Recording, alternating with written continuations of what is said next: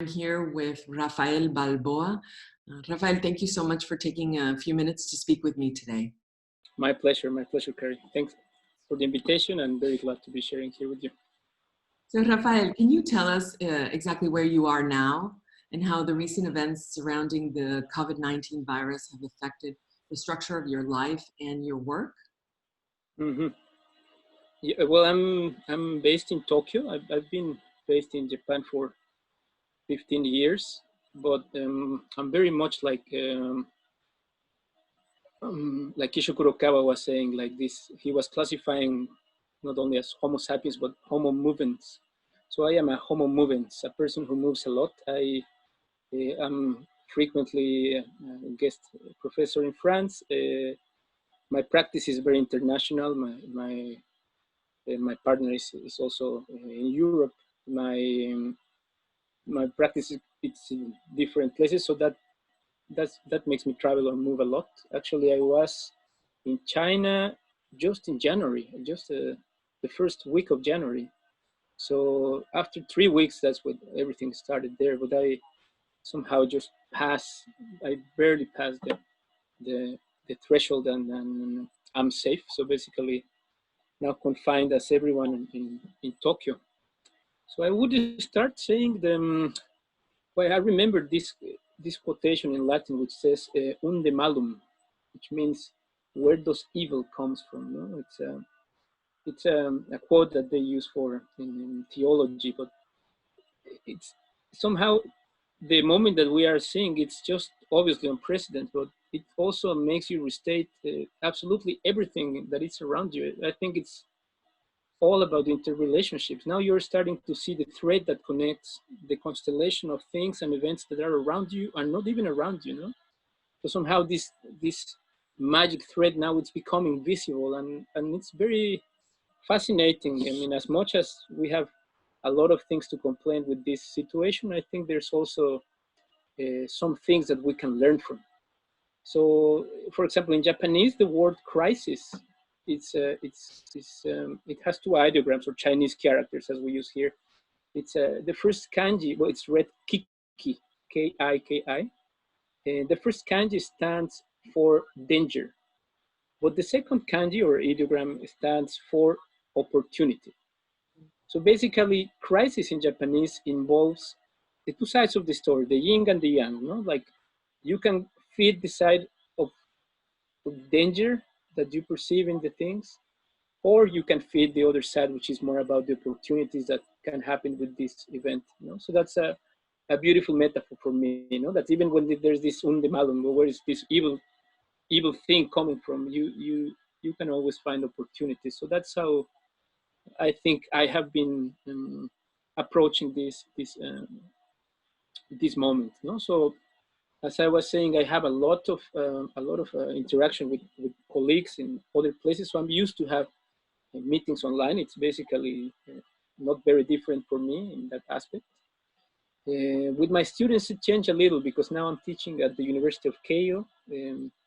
I was teaching at the laboratory of Kengo Kuma in the University of Tokyo, but he just retired 1 month ago. So now I have a position in Keio University, and the professor who is the head of the laboratory just left. His name is Darko Radovic, a very known urbanist, very very famous. And since he's not there, I'm the one who is like taking care of his students. But we had all these events, and now we are trying to work with all this imposed distance. But it's been maybe new for them, I guess. It's not from my side, but I think it's more from them, how to interact, how to open, how to understand the silences. For example, Japan is a culture which has a lot of silence when you speak with the others. And in this case, sometimes you have this 2-minute silence and no one's saying anything. But since I'm used now to this kind of events, it's kind of normal. But I would say someone who is not part of this or is not aware of all how are the how everything operates in Japan, they would be a little bit surprised how we operate. So how it has changed my structure. Also, I think it has allowed me to understand more the sense of the global. I think the idea of what is global, because I think we understand it more in the theory and not in the practice. So I think I have my sister, for example, it's in the United States. My mother is now in Mexico. So we are all in different parts and talking more than ever. No, so somehow it's intensifying the relationships with people. That's what I would say in my case. I am more aware of the people that I care for.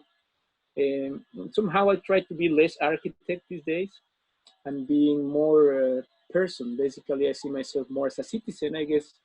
Uh, Obviously, I always also understood, or I'm understanding the role at this moment of architecture, because basically you cannot have the relevance of a medical doctor, for example.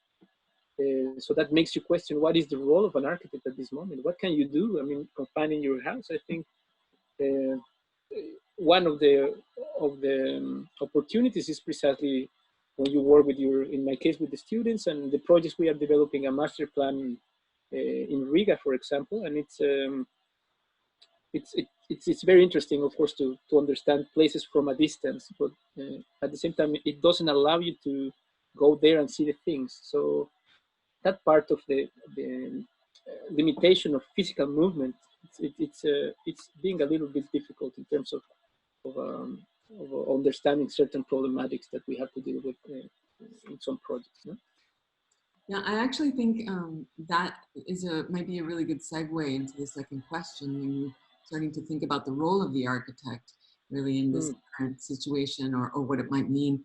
So I'm wondering if, and it's early on, of course, if you've thought about maybe what these recent events, how they might impact the world of architecture or architectural education, since you're an educator as well, and Mhm.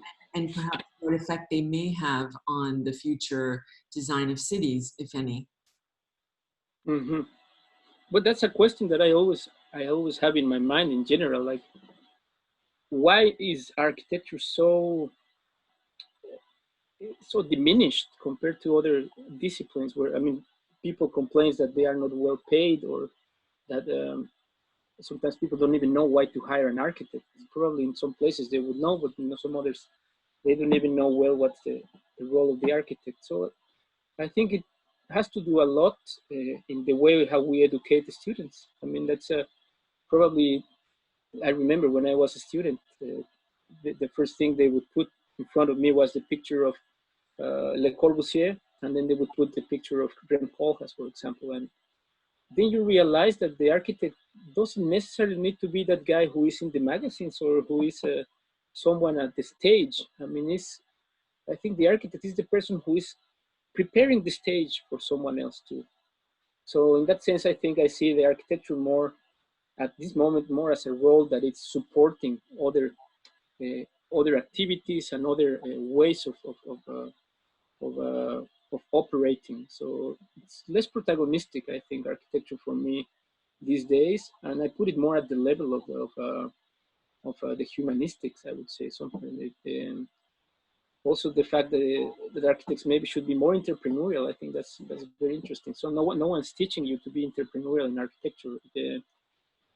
I guess just to start your office is not easy, of course, because you start without clients and with one computer sitting in a corner. So that's kind of a not very inviting scenario, and you prefer to go with a big architect sometimes. No?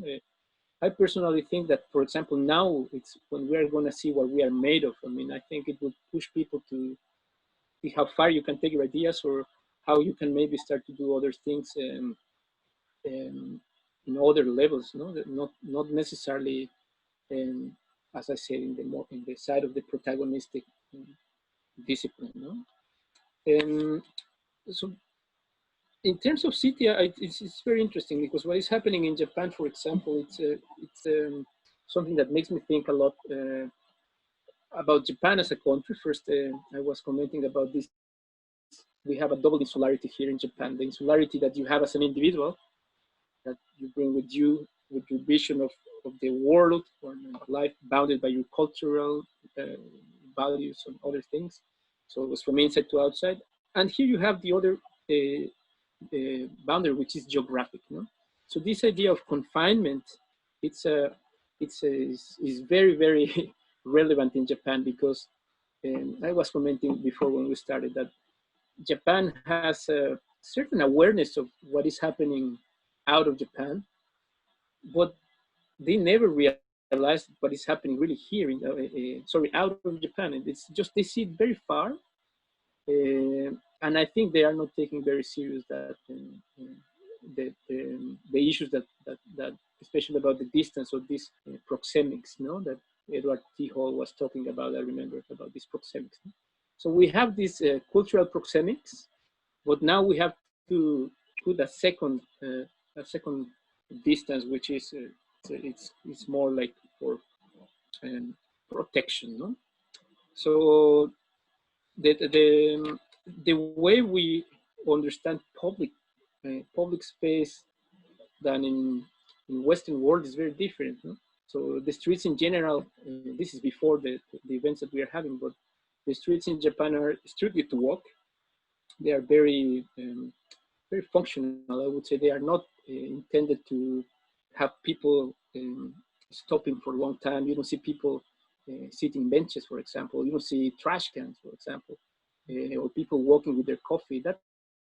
That's very typical of Tokyo. The street is strictly to walk. And in comparison to Europe, for example, the connection with the street is not as desired as in other countries. I mean, here many things happening in other levels of the city. So I think now there's a lot of movement, but you don't see it. That's a tricky thing in Japan. A lot of things are happening, but behind the curtain. So, for example, now it's very polemic what is happening with the pachinkos, because pachinko is these parlors where people go and play some sort of Japanese video games. And now of course, they close them because they are a cluster for some infections. People have been infected in some of these places. So they open in some other prefectures, and people is traveling onto those prefectures to continue gambling. So it's very interesting how this idea of seclusion also is happening at the smaller scale. Like prefectures are starting to create their own politics to create these new boundaries, and accepting very few things coming from outside. It's all about the alterity, things that are not belonging to the place, and how they are assimilated or not assimilated. So the public space here, I think it's becoming decontextualized, probably. That now the cities, or the people now, it's trying to avoid these big crossings, for example, like Shibuya crossing, or Shinjuku or Kabukicho, which are important centers. Somehow people is trying to be discreet in those areas, but in indoors you still see a lot of people moving. So I would say it's like a double moral there that people is playing in terms of how they give their face to the public. I'm curious because based on what you're saying, has there been a massive reduction in, for example, public transportation or ridership in public transportation? I mean, a city like Tokyo is so dependent on extraordinary public transit system, but of course this is a public means of transporting oneself. So have you seen or have you ridden at all? Are people still commuting and riding public transit, or have they changed the way in which they are moving around the city? Are they staying within their coups, for instance, and kind of accessing everything by way of walking? The way they move through the city. I mean, I know it's your observation, but I'm curious. Yeah, well, the trains are running like normal. I mean, and you see people on the trains. It's it's not completely locked, the city, especially referring to Tokyo. It's just an invitation, we could say. I mean, the government is just inviting the people to refrain from moving around the city, but I think there's a lot of people still moving. So yeah, basically it hasn't changed much in that sense. It's still a little bit concerning not to see all this movement, at least for me. And I go back to the something I'm always pointing out, that in Japan, I see a lot with, especially when I work with the students, the lack of critical thinking. So people is not criticizing much here, or maybe they are unaware of how serious this is. I think that's my impression, at least, that is too relaxed. Mm.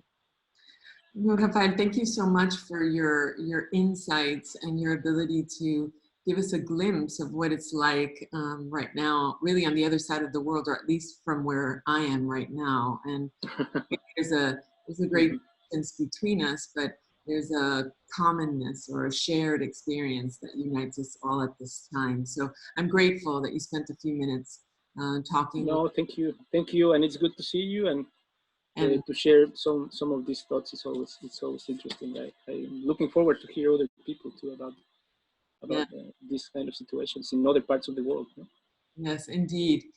So be safe and be well, and I hope to walk the streets of Tokyo with you sooner I hope to guide you once you are around. So. rather than later.